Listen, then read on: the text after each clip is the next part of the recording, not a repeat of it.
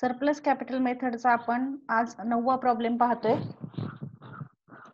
आधी आपण प्रॉब्लेम समजावून घेऊ, त्यानंतर सोडवायला सुरुवात करू.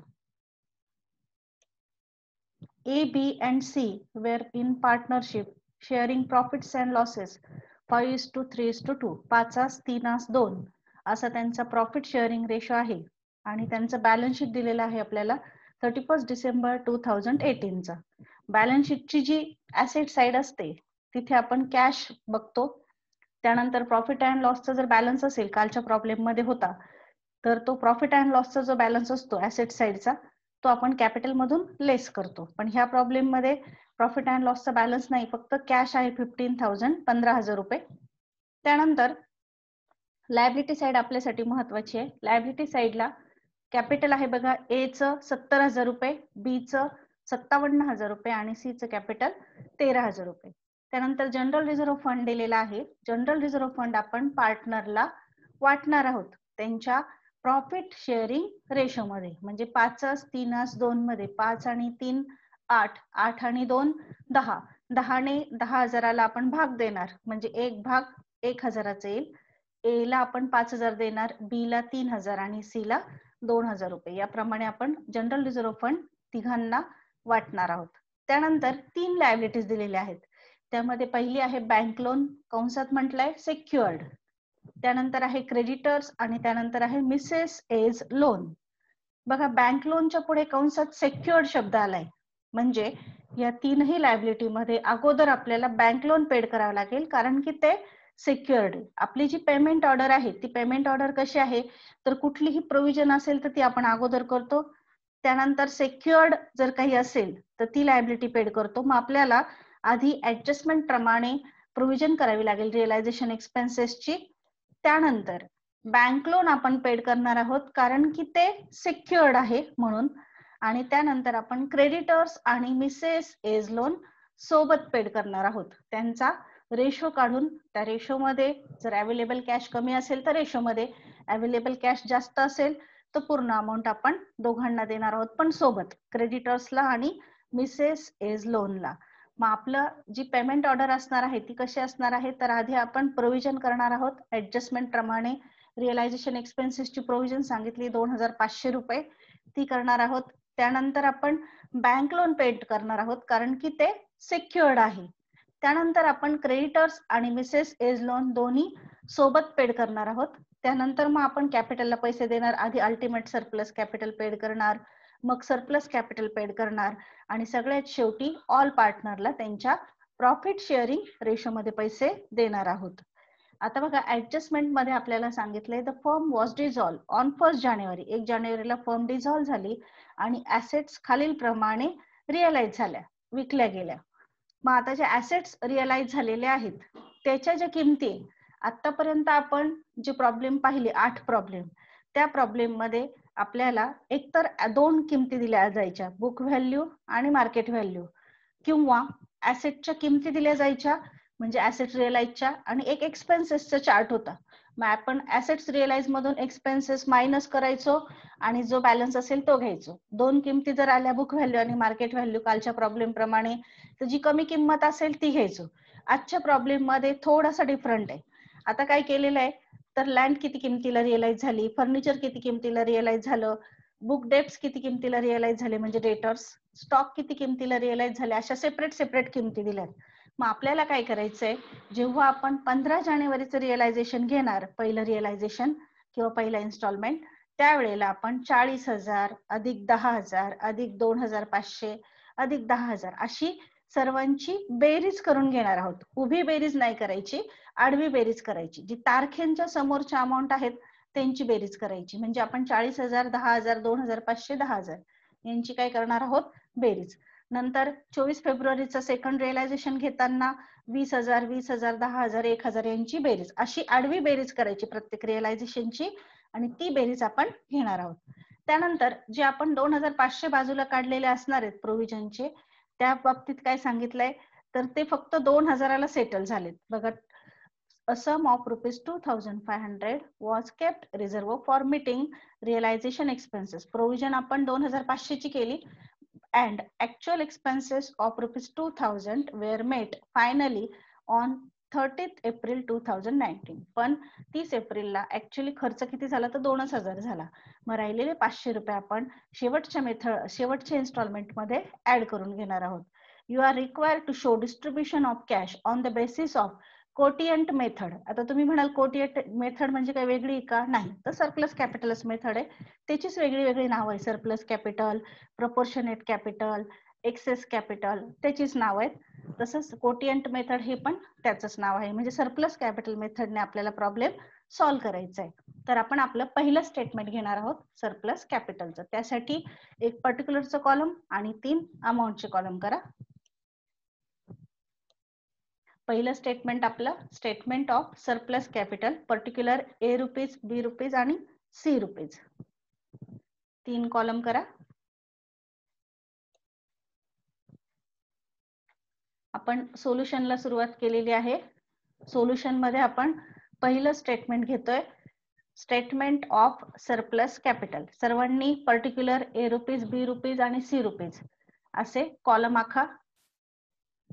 ठीक आहे, लिहून झालं असेल सगळ्यांचं. पहिलं स्टेटमेंट आखून झालं असेल. सोडवायला सुरुवात करू आपण. पहिलं जे स्टेटमेंट आहे सरप्लस कॅपिटलचं, त्याची सुरुवात आपण कॅपिटलच्या बॅलन्सेस पासून करतो. मग अगोदर घ्या capital as per balance sheet. Capital as per balance sheet.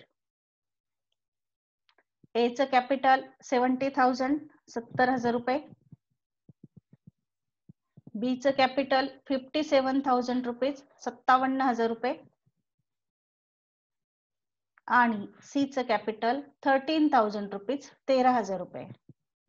70,000, 57,000 आणि 13,000.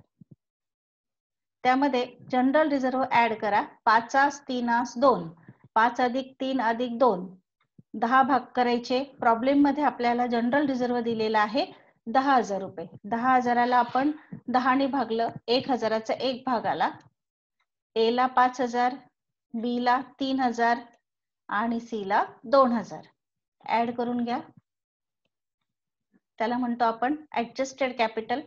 ए चं आलं 75,000, बी चं आलं 60,000 आणि सी चं आलं 15,000. त्यानंतर आपण घेतो प्रॉफिट शेअरिंग रेशो. प्रत्येकाचा रेशो प्रत्येकाच्या कॉलमला लिहा. ए चा 5, बी चा 3, सी चा 2. आता युनिट व्हॅल्यू कॅल्क्युलेट करायची. त्यासाठी आपण 75,000ला 5 ने भाग देणार, 60,000ला 3 ने भाग देणार, 15,000ला 2 ने भाग देणार. म्हणजे प्रत्येकाच्या ऍडजस्टेड कॅपिटलला आपण त्यांच्या रेशोने भाग देणार. मग 75,000ला 5 ने भाग द्या 15,000, 60,000ला 3 ने भाग द्या 20,000 आणि 15,000ला 2 ने भाग द्या 7,500. ह्या तिघांच्या युनिट व्हॅल्यू मध्ये ज्याची युनिट व्हॅल्यू कमी असेल तिला मार्किंग करा. ती येते ₹7,500. तिला मार्किंग करा, चौकोन करा.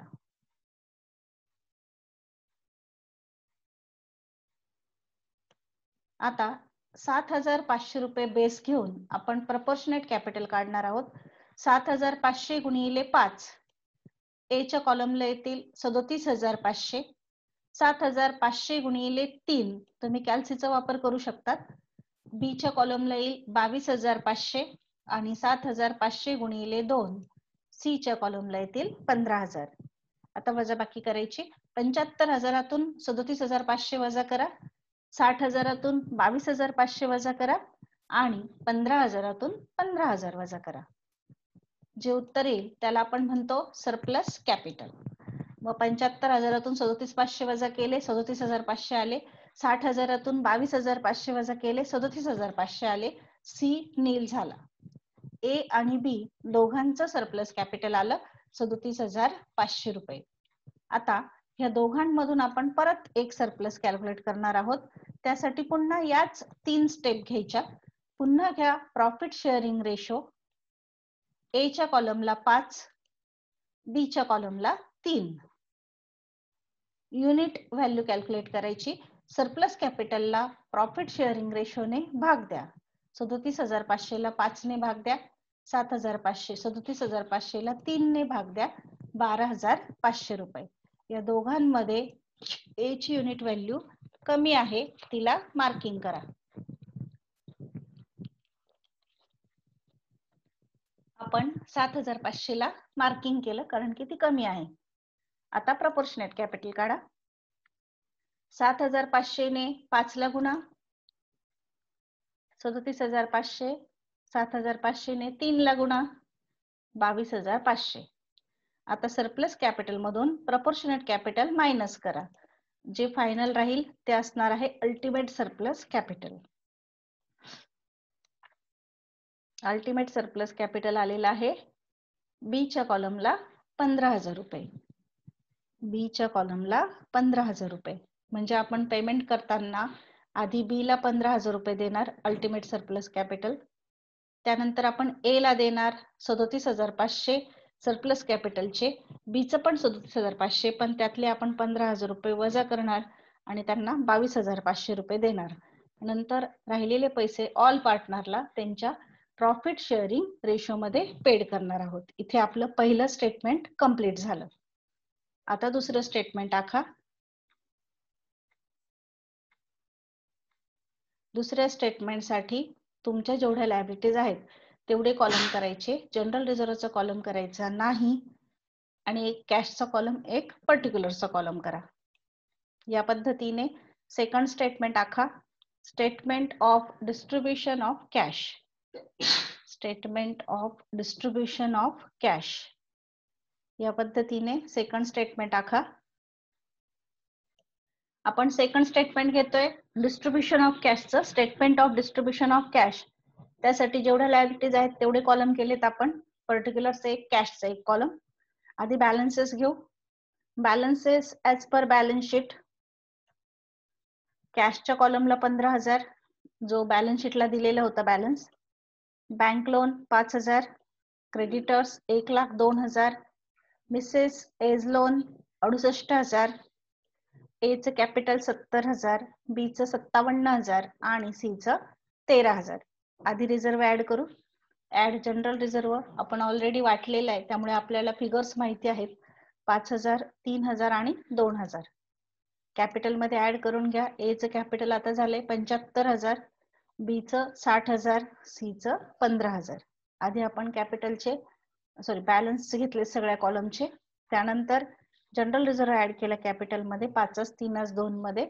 ए ला 5,000, बी ला 3,000 आणि सी ला 2,000. नंतर कॅपिटलच्या कॉलमची बेरीज करून घेतली. आता आपल्याकडे 15,000 रुपये कॅश अवेलेबल आहे. यातून आधी पेमेंट कुणाला करायचं तर अगोदर प्रोव्हिजन करायची रिअलायझेशन एक्सपेन्सेसची. म्हणून लेस प्रोव्हिजन फॉर डिझोल्युशन एक्सपेन्सेस जे ऍडजस्टमेंट मध्ये आपल्याला सांगितलेलं होतं 2,500 रुपये लेस करा. कॅश मध्ये बॅलन्स राहील 12,500 रुपये. आपल्याकडे या नावाचा कॉलम नाहीये त्यामुळे फक्त कॅश मधून वजा करायचे 2,500 रुपये. कॅश मध्ये बॅलन्स राहील 12,500 रुपये. आता आपल्याला बँक लोन, क्रेडिटर्स आणि मिसेस एज लोनला पेमेंट करायचंय. पण बँक लोन सेक्युअर्ड आहे त्यामुळे आधी आपण बँक लोन पेड करणार. लेस पेड टू बँक लोन कंसात सेक्युअर्ड. कॅश मधून 5,000 वजा करा. बँक लोनच्या कॉलमला 5,000 वजा करा. कॅश मध्ये बॅलन्स राहील 7,500 रुपये आणि बँक लोन नील होईल. आधी आपण प्रोव्हिजन केली त्यानंतर बँक लोनला पैसे पेड केले कारण की बँक लोन हे सेक्युअर्ड होतं म्हणून त्यांना पैसे पेड केले. आता आपल्याकडे कॅश राहिलेली आहे 7,500 रुपये आणि आपल्याला क्रेडिटर्सला द्यायचे 1,02,000. मिसेस एज लोनला द्यायचे 68,000. म्हणजे एकूण आपल्याकडे कॅश पाहिजे 1,70,000 पण कॅश आहे फक्त 7,500 रुपये. मग अशा कंडिशन मध्ये काय करायचं तर त्यांचा रेशो काढायचा. मग रेशो काढताना काय करा 1,02,000 आणि 68,000 याचा 0,0 कॅन्सल करा म्हणजे तुमचा रेशो येईल 102:68. मग त्याला 2 ने भाग द्या. 102 ला 2 ने भाग द्या आणि 68 ला पण 2 ने भाग द्या. 2×5 = 10 आणि 51 येतील क्रेडिटर्सचं आणि 2×3 = 6, 2×4 = 8, 34 येतील. मिसेस बीज लोनचे. मग 51:34 रेशो होईल. मग 51 आणि 34 कशाच्या पाड्यात येतात? तर 17च्या पाड्यात येतात. 17 दुनी 34, 17 त्रिक 51, म्हणजे त्यांचा रेशो आला 3:2. मग 7,500 रुपये आपण क्रेडिटर्स आणि मिसेस एज लोनला 3:2 मध्ये देऊ. Less paid to creditors and Mrs A's loan 3:2. Cash मधून 7,500 वजा करा, त्याला 5 ने भाग द्या. 3 भाग क्रेडिटर्सला, 2 भाग मिसेस एज लोनला. 1,500चा 1 भाग येतो. क्रेडिटर्सला 4,500 आले, मिसेस एज लोनला 3,000 द्या. आता वजाबाकी करून आपण बॅलन्स काढू. आपण आधी प्रोव्हिजन केली, नंतर बँक लोन पेड केलं, नंतर राहिलेले पैसे क्रेडिटर्स आणि मिसेस एज लोनला 3:2 मध्ये दिले. 3:2 कुठून आले? तर 1,02,000 आणि 68,000चा आपण रेशो काढला.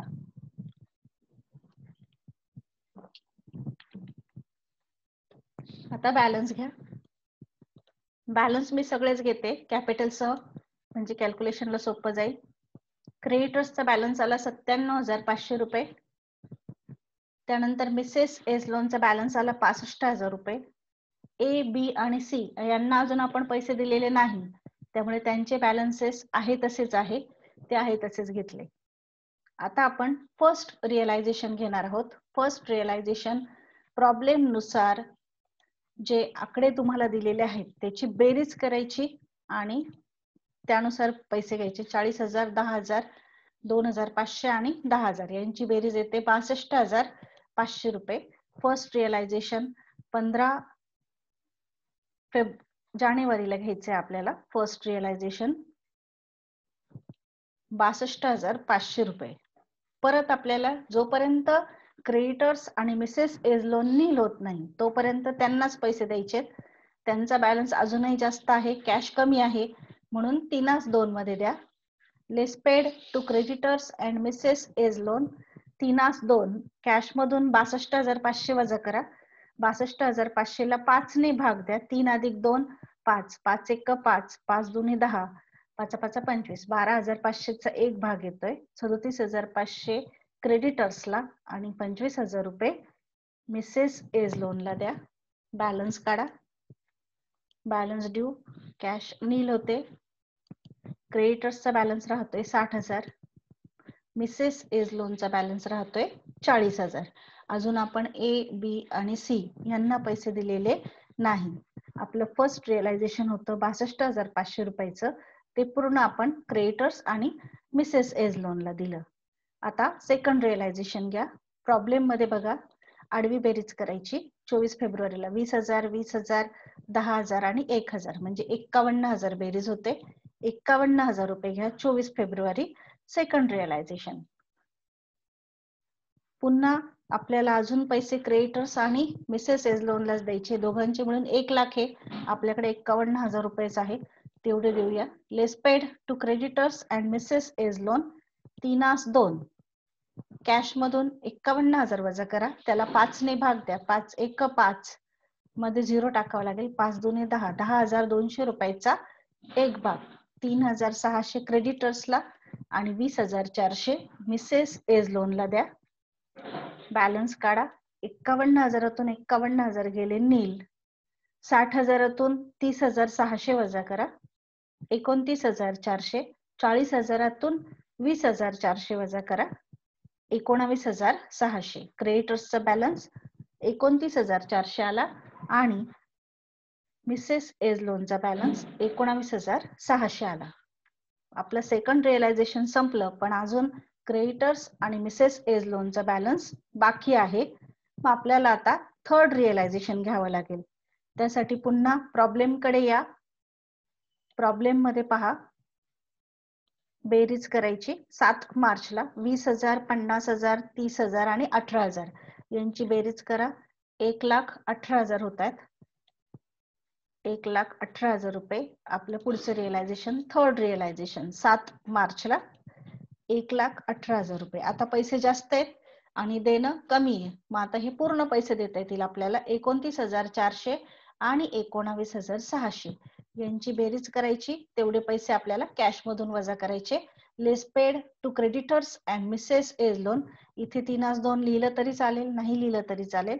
आपल्याला आता बॅलन्स माहिती आहे, आपण त्याची बेरीज केली, 49,000 रुपये आली, तेवढी कॅश मधून लेस करा. क्रेडिटर्सच्या कॉलम मधून 29,400 लेस करा आणि मिसेस एज लोनच्या कॉलम मधून 19,600 लेस करा. कॅश मध्ये बॅलन्स राहील 69,000 रुपये. क्रेडिटर्स नील झाले, मिसेस एज लोन पण नील झालेला आहे. आता आपल्याला पैसे द्यायचेत कॅपिटलला. कॅपिटलला पैसे देताना आपण आधी अल्टिमेट सरप्लस पेड करतो, मग सरप्लस पेड करतो आणि त्यानंतर ऑल पार्टनरला देतो. मग अल्टिमेट सरप्लस बी च्या कॉलमला होतं 15,000 रुपये. मग आधी आपण बी ला पैसे देऊ 15,000 रुपये. Less paid to B ultimate surplus 15,000 रुपये. इथे नील दाखवून घ्या. क्रेडिटर्स आणि मिसेस एज लोनचा बॅलन्स आपण आधी नील दाखवून घेऊया आणि त्यानंतर पेमेंट करू.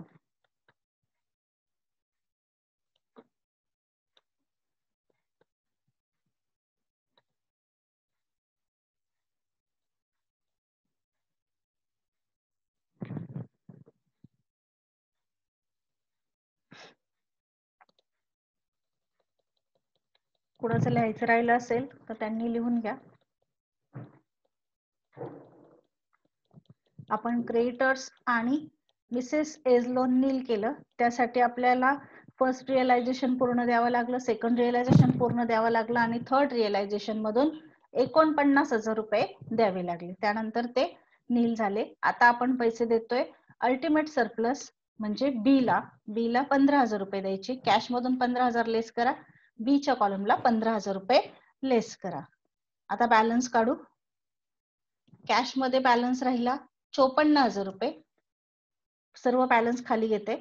ए चा बॅलन्स 75,000 रुपये आहे तसंच आहे. बी ला आपण पैसे दिलेत 15,000, 60,000तून 15,000 गेले. बी चा बॅलन्स राहिला 45,000 रुपये आणि सी ला पैसे दिलेले नाही, त्याचा आहे तसंच आहे 15,000 रुपये. आता आपल्याकडे 54,000 कॅश आहे आणि आपल्याला पेड करायचंय सरप्लस कॅपिटल. सरप्लस कॅपिटल दोघांच्या कॉलमला आहे बघा. ए चा आहे 37,500, बी चं पण 37,500 आहे. पण आपण बी ला 15,000 रुपये दिलेत, मग ते मायनस करायचे, त्याचं देणं राहील 22,500. मग आपल्याला 37,500 आणि 22,500 असे दोघांना पैसे द्यायचे सरप्लस कॅपिटलचे. बघा पहिल्या स्टेटमेंटला आपलं सरप्लस कॅपिटल होतं ए चं आणि बी चं, त्या दोघांना पैसे द्यायचे आपल्याला. मग less paid to A and B cash मधून 54,000 वजा करू, कारण की 37,500 आणि 22,500 आपल्याला कॅश पाहिजे आहे 60,000 रुपये आणि आपल्याकडे आहेत फक्त 54,000, म्हणून आपण आधी 54,000 देऊ त्यांच्या प्रॉफिट शेअरिंग रेशो मध्ये. त्यांच्या प्रॉफिट शेअरिंग रेशो मध्ये द्या. 54,000ला 8 ने भाग द्या. 5 भाग ए ला आणि 3 भाग बी ला द्या. 5 आणि 3 8, 8 ने भाग दिला. 8 सक 48, खाली उरले 6, नाही 8 सक 48, खाली उरले 6 वरून घेतला 0. 8 सक 48, 8 7 56, परत खाली उरले 4, 8 5 40. याप्रमाणे कॅल्क्युलेशन केलं. एक भाग काढला, 3 भाग बी ला आणि 5 भाग ए ला. वजाबाकी करून बॅलन्स काढा. कॅश नील झाली. ए चा कॅपिटलचा बॅलन्स आला 75,000तून 33,750 वजा केले 41,250. 45,000तून 20,250 वजा केले 24,750. सी ला अजून आपण पैसे दिलेले नाहीये. आता पुढचं रिअलायझेशन घ्या. आपण 7 मार्च पर्यंत आलो होतो. आता फायनल रिअलायझेशन आहे आपलं 30 एप्रिलचं. 20,000, 17,500, 2,500 आणि 2,000 यांची बेरीज करा. बेरीज येते 42,000 रुपये. फायनल रिअलायझेशन आहे आपलं. फायनल रिअलायझेशन घ्या 30 एप्रिलला. फायनल रिअलायझेशन 42,000 रुपये. फायनल रिअलायझेशन 42,000 रुपये. त्यामध्ये आधी अनयुज्ड डिझोल्युशन एक्सपेन्सेस ऍड करा 500 रुपये आपण 2,500 बाजूला काढले होते, त्यातले 2,000 खर्च झाले, बाकीचे 500 रुपये शिल्लक आहे, ते ऍड करा. टोटल कॅश आली आता 42,500. आपल्याला सरप्लस कॅपिटल द्यायचं होतं दोघांचं मिळून 60,000, आपण दिले 54,000. मग आता उरलेला सरप्लस देऊ. Less paid to A and बी 5/3 मध्ये लिहा किंवा डायरेक्ट तुम्ही बॅलन्स काढला तरी चालेल. याला द्यायचे होते 37,500, उरलेले द्या. याला द्यायचे होते 22,500, उरलेले द्या. तसं केलं तरी चालेल. कॅश मधून 6,000 वजा करा. ए च्या कॉलमला 3,750 आणि बी च्या कॉलमला 2,250 रुपये. कॅश मध्ये बॅलन्स राहील 36,500. ए चा बॅलन्स आला 37,500, बी चा बॅलन्स आला 22,500. सी ला अजून आपण पैसे दिलेले नाहीये. बरोबर जेव्हा आपण अल्टिमेट सरप्लस आणि सरप्लस कॅपिटल पेड करतो तेव्हा सर्व पार्टनर त्यांच्या प्रॉफिट शेअरिंग रेशो मध्ये येतात. आता राहिलेले पैसे ऑल पार्टनरला द्या. Less paid to all partner 5/3 36,500 cash मधून लेस करा. 3,650 चा 1 भाग येईल. ए ला 5 भागांसाठी 18,250, बी ला 3 भागांसाठी 10,950 आणि सी ला 2 भागांसाठी 7,300 रुपये. जो आता शेवटी राहतो तो असतो रिअलायझेशन लॉस. कॅश नील झाली. ए चा लॉस आला 19,250, बी चा लॉस आला 11,550 आणि सी चा लॉस आला 7,700 रुपये. शेवटी जो शिल्लक असतो तो असतो रिअलायझेशन लॉस. तो आला ए चा 19,250, बी चा 11,550, सी चा 7,700. आपला इथे 9वा प्रॉब्लेम कंप्लीट झालेला आहे सरप्लस कॅपिटल मेथडचा.